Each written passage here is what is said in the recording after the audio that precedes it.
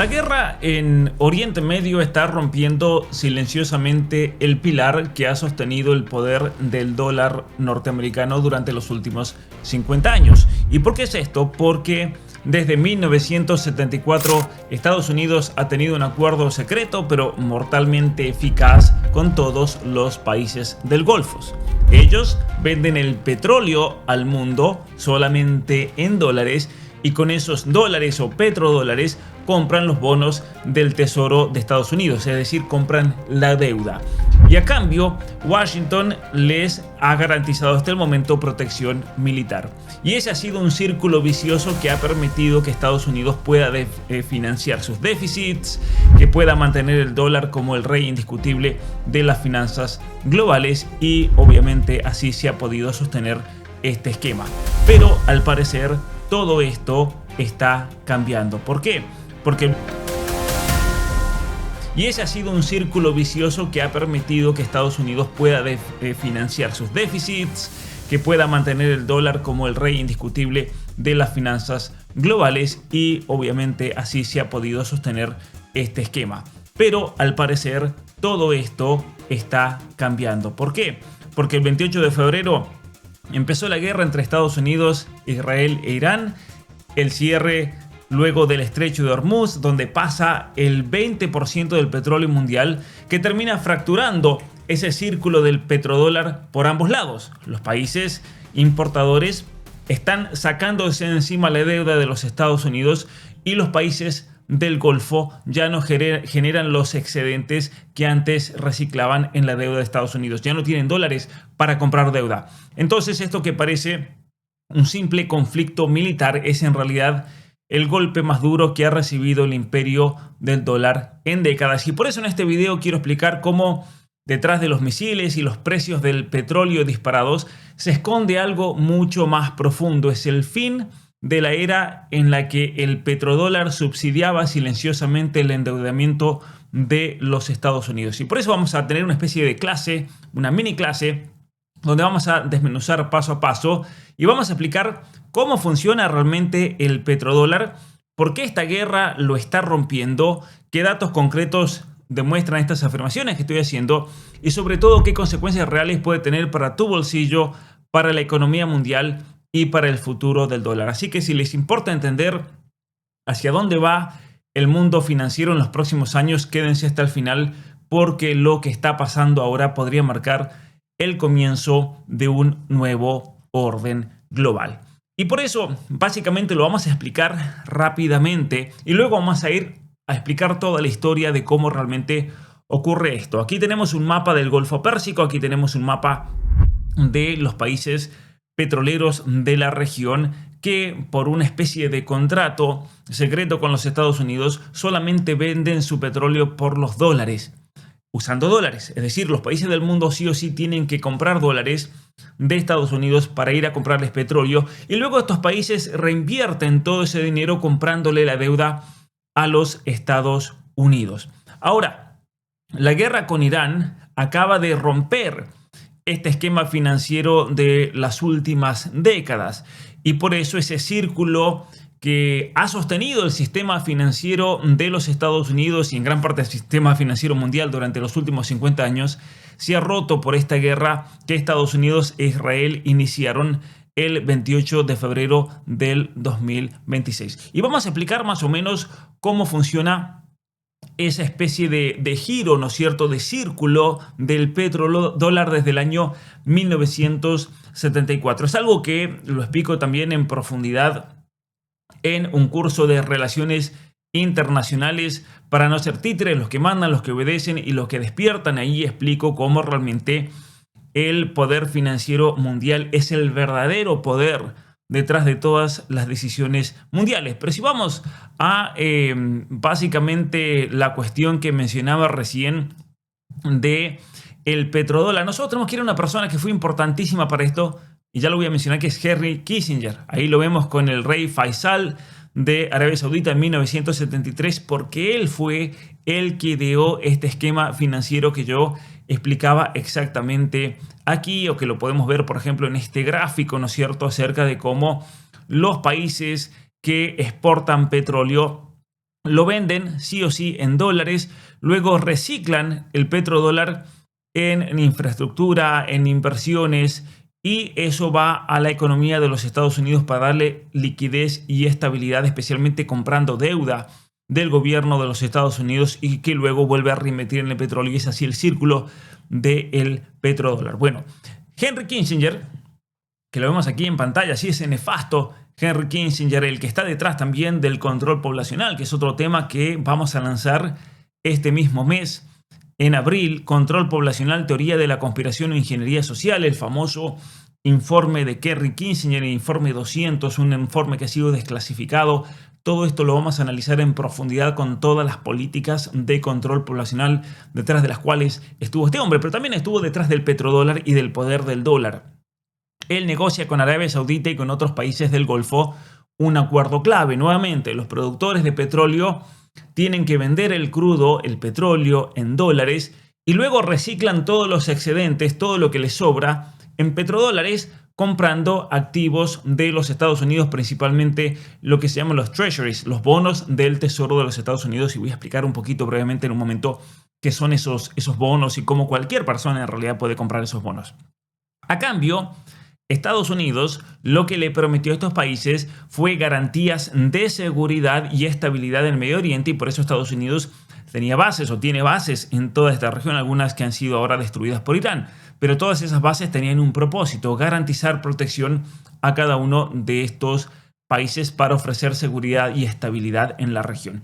Y vamos a ver en este video cómo, para que realmente este sistema funcione, es importantísimo que Estados Unidos no sea un país que genere conflicto, sino que es un país que garantice estabilidad. Ese era el trato que habían hecho. Si Estados Unidos comienza a generar conflictos en la región, entonces ahí se acaba obviamente esa garantía de seguridad y de estabilidad. ¿Qué es lo que estamos viendo ahora? Estamos viendo, por ejemplo, todos estos países que en este momento están vendiendo sus activos, en este momento están dejando de comprar la deuda de los Estados Unidos, en este momento todas esas inversiones que le habían prometido el presidente Trump las van a tener que sí o sí reinvertir en la reconstrucción luego de toda la destrucción que han padecido y que posiblemente, ojalá que no se dé, van a padecer en los próximos días. Pero vamos a explicar un poquito el petrodólar para entender realmente a qué nos estamos refiriendo al respecto. Bueno, primero hay que entender que después de la Segunda Guerra Mundial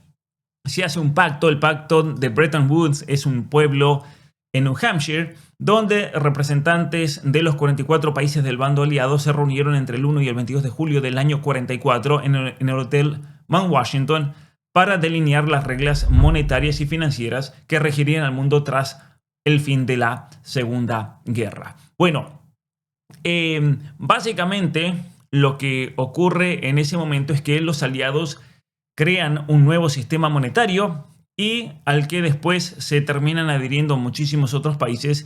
Y este pacto establecía que el tipo de cambio de las monedas extranjeras, ya sea la libra, el franco, el yen, el marco, se fijarían con el dólar americano, el cual se mantenía convertible en oro por una tasa que había sido fijada por el presidente Roosevelt tiempo atrás de $35 la onza. Una onza es una moneda de oro y básicamente la tasa era: todas las monedas se convertían al dólar, pero a su vez el dólar estaba básicamente basado en ese oro y el dólar estaba valuado a $35 la moneda, la onza. En este momento estamos hablando de que el dólar ha sobrepasado ya en los últimos meses los 4.000. De $35 pasamos a 4.000 para que ustedes vean la inflación del valor de la moneda del dólar. Pero más allá de eso, a partir de este evento, de este pacto, solo los bancos centrales extranjeros podían exigir oro por sus dólares. Es decir, solamente un banco central podía ir a los Estados Unidos y decirle: miren, aquí tengo 50 millones de dólares, quiero el oro mío que está ahí. Solamente los bancos centrales lo podían hacer, no lo podía hacer ninguna persona. Y el mensaje era muy claro: el dólar era tan poderoso como el oro, y en ese momento se convierte en la moneda de referencia internacional, desbancando así de la libra esterlina. Pero atentos que todavía no llegamos al petróleo, eso va a venir después. Esto que yo les explicaba en este gráfico va a venir muchos años después, cuando este sistema colapsa. Pero básicamente lo que pasó a continuación es bastante conocido, porque durante los años de la posguerra, básicamente Estados Unidos comenzó a gastar enormes cantidades de dinero en el exterior. Lo hizo con, por ejemplo, la reconstrucción de varios países en Europa a través del Plan Marshall o instalando bases militares por todo el mundo, pero también financiando la intervención militar en Corea o lo que ocurrió en la guerra de Vietnam. Y eso termina obviamente generando una avalancha de dólares por todo el mundo, muchos más de los que el Tesoro de los Estados Unidos podía respaldar con sus reservas de oro. Es decir, comenzaron a imprimir tanto dinero que si los que tenían ese dinero iban a Estados Unidos y lo cambiaban por oro, como decía este tratado, Estados Unidos no lo iba a poder cambiar porque no tenía ese oro. Ese oro no era que no existía, sino que básicamente el gobierno de los Estados Unidos había imprimido más que lo que debía imprimir, que eran $35, recuerden, por onza de oro. Y ahí entra de manera especial un personaje de Francia, Charles de Gaulle, cuando el 4 de febrero de 1965 dio un discurso sobre la reforma del sistema monetario internacional. Ahí comienza a ocurrir un problema. ¿Por qué? Porque el presidente de Francia, Charles de Gaulle, exige el oro físico a cambio de todos los dólares que poseía el Banco Central de Francia. Entonces él dice, nos vamos a sacar todos los dólares y queremos el oro. Lo mismo hace en Suiza, lo mismo hace en Alemania. ¿Y qué pasa? Que las reservas de oro de Estados Unidos que se guardaban en Fort Knox comienzan a bajar de manera preocupante. Y es así que el sistema era insostenible, se dio un nivel de inflación gigantesco y es ahí cuando Nixon, el presidente Nixon, hace lo que se llama el Nixon Shock, es decir, aquí lo ves en el artículo, la estrategia fallida para frenar la subida de precios en Estados Unidos y que casi desata una guerra comercial con sus socios. Básicamente, Nixon prohibió la convertibilidad total del dólar en oro. Eso fue el Nixon Shock, prohibió que puedan ir y comprar oro con los dólares. Y es así que las divisas comenzaron a fluctuar libremente unas con otras.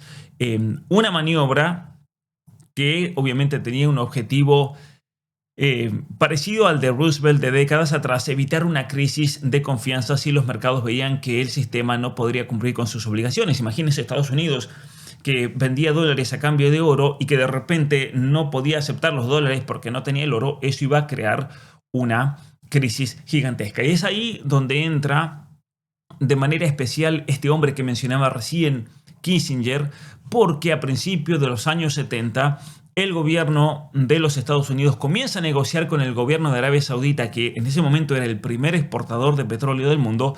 Ellos comienzan a negociar un pacto por el que así podrían asegurar su hegemonía monetaria. No hay un tratado formal público con los Estados Unidos, pero la realidad es que el gobierno saudí, posteriormente casi todos los gobiernos del planeta Tierra, comenzaron a exigir dólares a cambio del petróleo que vendían. Es decir, si yo vendo petróleo, solamente recibía dólares a cambio. Y en ese pacto entre Arabia Saudita y Estados Unidos se estableció también otra cosa muy importante, y es que los excedentes de esos petrodólares, de los dólares que entraban por el petróleo, se tenían que reinvertir en bonos del Tesoro de los Estados Unidos, es decir, en la deuda, como explicaba recién, y a cambio, bueno, lo otro que decía, Estados Unidos garantizaba protección militar, garantizaba estabilidad. Y es ahí cuando nace este sistema de petrodólares, este esquema básicamente financiero, que solo puede entenderse tras el contexto del Nixon Shock, ¿no? Un nuevo orden por el cual el petróleo mundial se compra y vende exclusivamente en dólares. Y es ahí donde estamos nosotros ahora en este momento. Ya no estamos en el pacto de Bretton Woods. Estamos aquí, pero lo que estamos viendo con esta guerra es el final próximo realmente de este esquema financiero. ¿Por qué?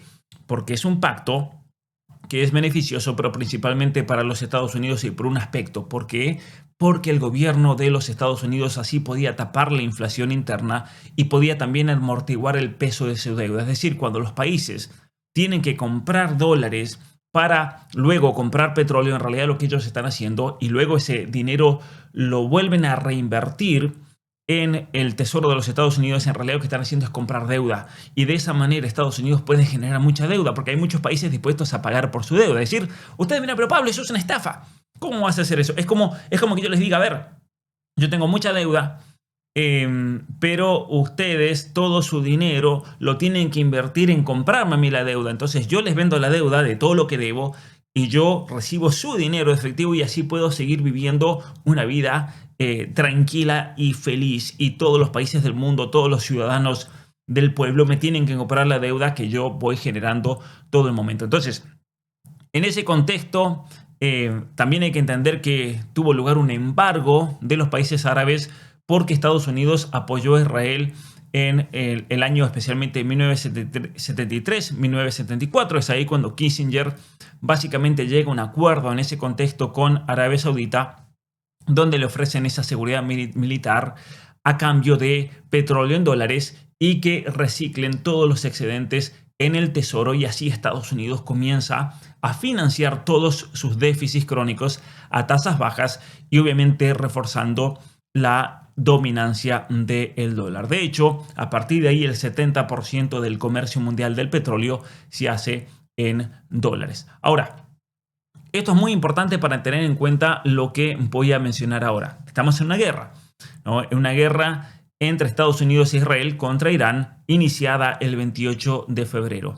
El problema aquí es que Irán controla el estrecho de Hormuz, como lo sabemos, y por aquí pasa el 20% del petróleo mundial y gran parte del gas natural licuado. Todo eso tiene que pasar por aquí. Y ustedes dirán, bueno, pero ¿por qué no pasan por aquí, más cerca, por ejemplo, de Omán? No se puede porque no es lo suficientemente profundo. Sí o sí tienen que pasar cerquita de esta isla, que es una isla que Estados Unidos quiere atacar y controlar, porque es aquí donde el canal está un poco más profundo. Y por eso, obviamente que el cierre o la restricción casi total de este paso ha disparado los precios y ha generado toda esta crisis que estamos viviendo ahora. Ahora, ¿por qué esto es importante para entender el tema del dólar? Porque es la primera vez que Estados Unidos es parte activa y beligerante en un shock petrolero mayor, rompiendo esa premisa de estabilizador neutral. Si nosotros vamos a la historia de la guerra y especialmente de los conflictos en el siglo XX, siglo XXI, ustedes dirán, pero Pablo, Estados Unidos ha estado involucrado en muchas guerras. Sí, pero Estados Unidos nunca había estado involucrado en un shock petrolero como una parte activa. Y es así cuando se rompe esa premisa y esa promesa que el mismo Kissinger le hizo a Arabia Saudita, de que nosotros no nos íbamos a meter y no íbamos a hacer otra cosa más que garantizar la seguridad de los Estados Unidos. Ahora, volvamos al tema de los bonos. Yo les decía que todos estos países árabes, en realidad es bien interesante esto, porque ustedes dirán, bueno, pero Qatar tiene una infraestructura gigantesca, Bahrein tiene una infraestructura gigantesca, Dubái son ciudades de una riqueza indescriptible. En realidad, todos estos países han construido todo eso también en base a la deuda. ¿Por qué? Bueno, en cierto sentido, porque no voy a decir que los estafaron, tal vez no es la palabra correcta, pero básicamente todos estos países han sido, en cierto sentido, obligados a tomar deuda para construir todo eso. Y ustedes dirán, pero ¿cómo van a tomar deuda si todos esos países tienen y producen millones de barriles de petróleo por año? Bueno, lo que pasa es que ellos lo tenían que vender y ese dinero lo tenían que volver al Tesoro de los Estados Unidos y comprar deuda a los Estados Unidos. Entonces ellos, para poder tener efectivo, por así decirlo, tenían que tomar deuda de bancos. Y esto es el tema de la cuestión financiera, cómo el poder financiero mundial, que lo explico en este curso, realmente controla a todos los países del mundo. Y esa es la razón por la cual en los últimos días todos estos países, para poder tener efectivo, porque ya no pueden sacar básicamente petróleo, lo que tienen que hacer es vender el oro que tenían en sus arsenales, por así decir, de sus bancos. Y China los ha estado comprando. Y es la razón por la cual el oro bajó un poco en los últimos días de que comenzó la guerra, porque todos estos países sí o sí, para poder funcionar, tienen que sacarse el oro de encima. ¿Por qué no tienen efectivo? El efectivo ya lo habían usado en comprar los bonos del Tesoro de los Estados Unidos. Y es ahí cuando vamos a ir a la página del Tesoro de los Estados Unidos, donde cualquier persona puede comprar notas del Tesoro, ¿no?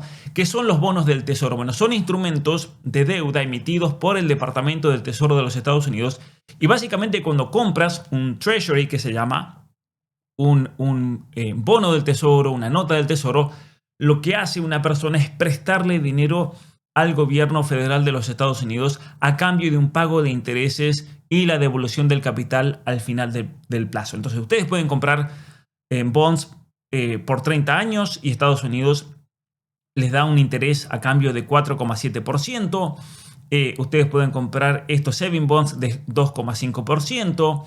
Aquí tienes la serie 1 de bonos de cuentas básicamente de ahorro de 4,03%. O pueden comprar notas por 10 años y el interés que les paga el gobierno de los Estados Unidos es 4,125%. Ustedes compran la deuda de los Estados Unidos y Estados Unidos les promete que después de 10 años le va a devolver todo ese dinero con un interés, un pago de 4,1%, por ejemplo, ¿no? Ese es el pago de interés y la devolución del capital al final del plazo. ¿Qué pasa si Estados Unidos colapsa? Bueno, olvídense eso, el dinero no lo van a recibir nunca, pero básicamente las posibilidades de que Estados Unidos colapse en este sistema se entiende que son prácticamente imposibles y es por eso que es considerada una de las inversiones más seguras del mundo, porque están respaldados por la, como se dice, plena fe y crédito del mismo gobierno de los Estados Unidos, que no tiene un riesgo de default como tiene Argentina o que tienen otros países. Entonces, se usa básicamente como referencia global para poner la tasa de interés a 30 años, la tasa de interés a 10 años, y también es un refugio en tiempos de incertidumbre. Cuando hay mucha incertidumbre, la gente o los países van y compran estos bonos de los Estados Unidos. Y aquí viene el problema, porque ahora no se están comprando bonos, se los están sacando de encima a todos estos bonos, a todas estas notas del tesoro, y esto obviamente que va a afectar mucho al gobierno de los Estados Unidos. ¿Pero por qué es algo muy importante, por ejemplo, para los Estados Unidos? Porque es así como el gobierno de los Estados Unidos financia su déficit y sus gastos. Es lo que le decía recién. Supongamos que yo viva la vida de un multimillonario sin tener los millones, pero lo que hago es venderles a ustedes mi deuda. Ustedes me dan el efectivo y yo les prometo que al fin de ese tiempo les voy a pagar de vuelta. Y ustedes me dirán, pero Pablo, ¿qué pasa si la gente deja de invertir? Si la gente y los países dejan de invertir en esa deuda, ¿cómo me vas a pagar a mí dentro de 10 años? Y ahí viene el gran problema, porque si la gente y los países y los fondos de inversión dejan de invertir en la deuda de los Estados Unidos, obviamente que este sistema va a colapsar. Y estos rendimientos son como el termómetro de la economía. Es lo que les decía recién, influyen en las tasas de las hipotecas, en los préstamos corporativos, influyen en los mercados globales y de hecho en portafolios, por ejemplo, de inversión, se usan para, en algunos casos, preservar el capital, para generar ingresos estables o para diversificar, básicamente para no tener todos los huevos puestos en la misma canasta. Entonces, para diversificar, muchos fondos de inversión dicen, bueno, vamos a poner un porcentaje del dinero que tenemos dentro de los bonos de Estados Unidos. Son un préstamo seguro, básicamente, al gobierno más poderoso del mundo. Pero ahí viene el tema central, entonces, de este video. En este sistema, ahora, en este sistema que se impone, especialmente después de esa interferencia de Kissinger, todos los países del mundo tenían que comprar petróleo en dólares y así la demanda de dólares de Estados Unidos por el mundo aumentó drásticamente. Y aquí está la magia de esa política monetaria. El aumento de la demanda de una divisa por todo el mundo reduce el impacto de los efectos adversos que tiene la devaluación interna. Entonces, en Estados Unidos puede haber inflación, pueden haber problemas económicos, pero como todo el mundo necesita comprar dólares, de repente el dólar es una moneda fuerte. Y por eso me parece a mí que es imprescindible entender bien cuál es la relación entre el dinero que se pone en circulación y el pago de la deuda soberana de los Estados Unidos. ¿Por qué? Porque el aumento de los pagos internacionales en dólares siempre suaviza la inflación que sufren los Estados Unidos y por eso compensa en cierta medida, aunque nunca de forma inmediata, los efectos adversos que trae esa maniobra para el pago de la misma deuda de los Estados Unidos. Entonces, el petrodólar lo que básicamente termina haciendo es evitar una inflación innecesaria para los ciudadanos de los Estados Unidos, sí viene acompañada de una confianza global en el dólar, lo que obviamente en muchas ocasiones, incluso entre los aliados de Estados Unidos, se ha conocido como un privilegio exorbitante del dólar. Imagínense que un país pueda generar inflación, puede imprimir y eso no le traiga problemas por la confianza en ese dólar. Entonces, los consumidores de petróleo pagan en dólares, el dinero fluye al Golfo, porque son los que venden el petróleo, y el Golfo luego reinvierte todo ese dinero comprando deuda de los Estados Unidos para financiar el déficit de los Estados Unidos a un bajo costo y mantener al dólar como una moneda de reserva mundial. Y por eso muchas personas dicen, pero eso es una estafa, o es un esquema Ponzi, lo del dólar, porque es un círculo bastante elegante. Es un círculo político disfrazado de un arreglo financiero, pero en definitiva, cuando los países compran dólares, en definitiva, o compran dólares para comprar petróleo y luego los que reciben esos dólares van y se lo devuelven a Estados Unidos a cambio de la deuda de los Estados Unidos, obviamente que eso lo que hace es establecer el dólar como la moneda más poderosa del mundo y Estados Unidos como la potencia más grande del mundo, pero bajo un esquema totalmente artificial. Entonces, esto no es ningún libre mercado aquí, esto es totalmente artificial. Entonces, cuando venga una persona y te diga, bueno, pero que el mundo funciona gracias al libre mercado, es mentira. ¿Qué libre mercado? Esto viene de tratados que han hecho personajes como Kissinger y el rey en ese momento de Arabia Saudita. Ahora, tenemos un problema con la guerra con Irán, porque la guerra con Irán ha fracturado básicamente este esquema. Tanto del lado de los importadores. ¿Quiénes son los importadores? Los que compran petróleo. China, el caso de Turquía, Europa, el caso de la India, por ejemplo, los países del sudeste asiático, especialmente Tailandia, Vietnam, Japón, Corea. El caso de Australia, donde hay cientos de gasolineras o miles tal vez en este momento cerradas, porque se han quedado sin petróleo. Entonces, cuando el petróleo supera los $100, por ejemplo, por barril, lo que ocurre es que las monedas locales de estos países se terminan debilitando con respecto al dólar. Entonces, para evitar que el tipo de cambio se desplome, para evitar la devaluación total de la moneda, lo que hacen estos bancos centrales es vender dólares.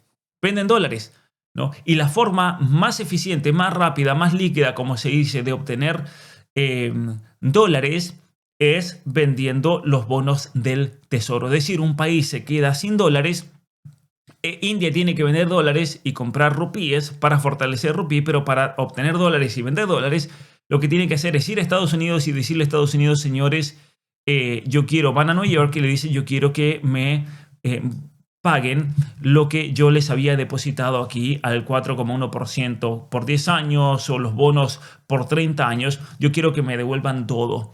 Y ustedes dirán, pero eso no se puede hacer. Sí, sí se puede hacer. No lo puedes hacer tal vez con una hipoteca con tu casa, pero sí lo puedes hacer con los bonos del Tesoro de los Estados Unidos. Por ejemplo, puedes sacar un bono por 10 años, pero si necesitas el dinero 4 años antes, vas a un mercado de reventa y ahí lo puedes vender fácilmente, alguien te lo va a comprar. El problema es que cuando todo el mundo comienza a hacer eso, podemos ver obviamente un problema muy grande, especialmente para el dólar. Y el problema es el siguiente: los bancos centrales extranjeros han sido vendedores netos del tesoro durante las últimas 5 semanas. Es decir, han vendido más que comprar bonos del tesoro. De hecho, las tenencias que son custodiadas en la Reserva Federal de New York cayeron más de 82.000 millones de dólares en las últimas semanas, solamente en el mes de marzo. Se tuvieron que deshacer de 82.000 millones de dólares. ¿Cuál ha sido el efecto? Que el rendimiento del tesoro a 10 años estaba en 3,9% y ahora en este momento está en más de 4,4%. Esto no está actualizado aquí. ¿Por qué es eso? Porque el gobierno de los Estados Unidos tiene una necesidad tan grande de que alguien venga y le compre bonos que están aumentando el porcentaje para atraer inversores, cuando en realidad debería bajar por ser un refugio seguro, como ocurrió, por ejemplo, en crisis previas a nivel mundial. Y por eso lo que está ocurriendo es que los importadores tienen que sacarse de encima los bonos de los Estados Unidos, muchos tienen que incluso vender oro, como les decía recién, pero los países exportadores del Golfo, Arabia Saudita, los Emiratos, Kuwait, Omán y demás, ante el cierre efectivo del estrecho de Hormuz por los ataques de Irán y por todas las amenazas, obviamente han paralizado absolutamente todas las exportaciones, han recortado la producción en al menos 10 millones de barriles diarios durante el mes de marzo. Es decir, tienen que multiplicar 10 millones por todos los días que lleva la guerra. Y es así que básicamente han frenado todas las exportaciones. Por ejemplo, Qatar, todas las exportaciones de gas natural licuado. Arabia Saudita tiene algunas vías para sacarlo por el Mar Rojo, pero solamente puede sacar el 25% de todo su petróleo total. Y el problema que estamos viendo aquí es que ninguno de estos países en este momento está generando petrodólares porque no venden petróleo. Y por lo tanto, no pueden reciclar esos dólares en el Tesoro de los Estados Unidos. Y encima de eso, están gastando muchísimo dinero en defensa antiaérea, en misiles, y por lo tanto están revisando absolutamente todos los compromisos de inversión que habían hecho con Trump, incluso invocando cláusulas de fuerza mayor que estaban en los contratos que hicieron con el gobierno de Trump. Entonces, todos los fondos soberanos del Golfo que tenían, se calcula más o menos 300.000 millones de dólares en bonos del Tesoro, si contamos a Kuwait, si contamos a Arabia Saudita, si contamos a los Emiratos, justo en enero, básicamente que ahora todos parece que quieren retirar su dinero. Y este no es solamente, obviamente, un problema coyuntural para el futuro del dólar de los Estados Unidos, sino que ya había incluso tendencias estructurales al respecto. Los bancos centrales que desde el año 2025 comenzaron a vender los bonos del Tesoro de manera masiva, y es algo que no se ha visto desde el año 1996, donde en los bancos centrales hay más oro que bonos del Tesoro de los Estados Unidos, y por lo tanto nosotros podemos decir que la guerra está acelerando este problema que ya venía de antes. Entonces, nuevamente, para resumirlo, este círculo del petrodólar, obviamente que sigue un arreglo político, aquí no hay nada de libre mercado, aquí no hay nada de mano invisible, eso es una mentira total. Estados Unidos básicamente se ha asegurado este esquema financiero, pero siempre con una condición, y era que Estados Unidos debía ser un país estabilizador en cuanto a los shocks petroleros, no un país beligerante. Y cuando Estados Unidos es parte del conflicto que genere este shock enorme en la economía mundial, obviamente que esa premisa se ha roto, y por lo tanto el dólar ya no es un refugio, o los bonos del Tesoro no son un refugio seguro e indiscutible, aunque sigan siendo líquidos, porque si uno va y pone el bono del Tesoro te van a pagar, hay liquidez. Sin embargo, la política ha cambiado. Y estamos ante un problema muy serio, porque este es un problema que viene a profundizar otro problema anterior que viene más o menos del año 2022, cuando Rusia invade Ucrania y en ese contexto se forman los BRICS. Ya habían muchas señales de la desdolarización, ¿no? Comercial, compras récord de oro por bancos centrales, y por lo tanto la gran pregunta es ¿qué va a pasar entonces si se rompe este esquema del petrodólar? Bueno, si esta rotura se consolida, es decir, si los países del Golfo dejan de reciclar petrodólares en masa y los importadores siguen vendiendo los bonos del Tesoro de manera sostenida porque no tienen dinero, el impacto va a ser realmente serio. Va a ser tal vez un impacto gradual, no va a ser un colapso inmediato, pero básicamente el costo de servicio de la deuda de los Estados Unidos, que ya es enorme, va a subir cientos de millones de dólares al año, lo cual va a forzar sí o sí a los Estados Unidos a endeudarse más, hacer recortes fiscales que no se ven en el futuro, que el presidente Trump vaya a hacer recortes fiscales porque quiere aumentar incluso el presupuesto para inversión militar, y eso lo va a forzar a más impresión monetaria, lo cual va a significar que el dólar sí o sí se va a terminar desvalorizando, y por eso hay otros activos como el oro, por ejemplo, que van a subir sí o sí muchísimo, muchísimo en precio. Entonces, estamos ante un problema gigantesco, ciertamente que sí.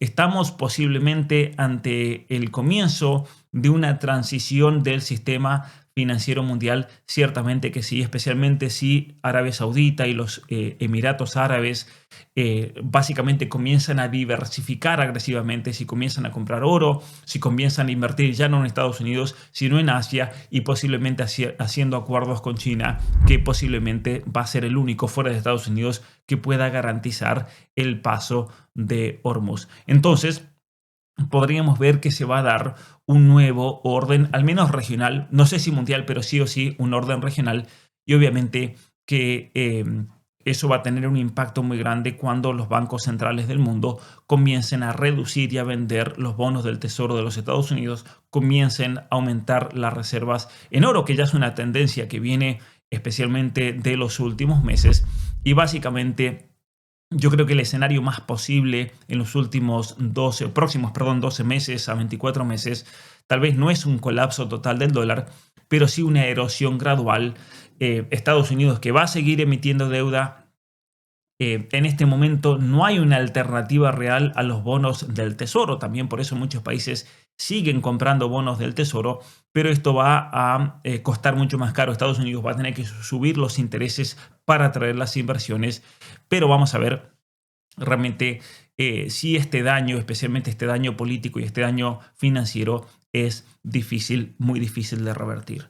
No estoy aquí diciendo que es el fin del imperio del dólar, al menos no se va a dar de la noche a la mañana, pero sí yo creo que es el fin de una era en la que el petrodólar subsidiaba silenciosamente el endeudamiento de los Estados Unidos, y es ahí cuando el mundo va a entrar en una fase, me parece a mí, de mucho mayor inestabilidad financiera, de un realineamiento geopolítico. Por eso es muy importante estar al tanto realmente de todos los cambios que se están dando, y es algo que obviamente lo quiero hacer siempre en la academia, seguir analizando la realidad mundial por medio de cursos de geopolítica, cursos de análisis de la realidad internacional, para que toda esta situación nos pueda afectar lo menos posible. Me gustaría escuchar sus opiniones. Mi nombre es Pablo Muñoz Iturrieta. Muchas gracias por seguir este canal. Comenten, por favor, y nos vemos la próxima.